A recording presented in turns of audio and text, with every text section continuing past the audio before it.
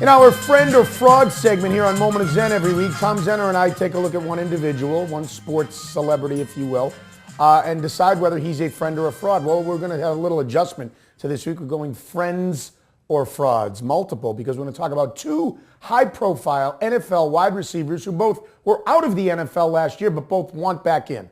That would be Terrell Owens and Randy Moss. Who produced most recently? Who was the biggest head case most recently? Terrell Owens is what he is, but he's also desperate and broke right now. I think he'd stick around and try to mind his P's and Q's. And he did have 9 touchdowns the last year that he played for the Cincinnati Bengals. I would pick him. I think he keeps himself in better shape. I think he's a better receiver. Obviously, Moss is a bigger home run threat in his prime, but that's his biggest skill set, and I don't know if he can still do that. So if I'm picking one, I pick Terrell Owens. I would prefer Zip, and I don't think either of them will play in the NFL again. I will say this, that the one skill that Randy Moss has that made him one of the greatest receivers in NFL history is one that'll never go away, that God-given speed.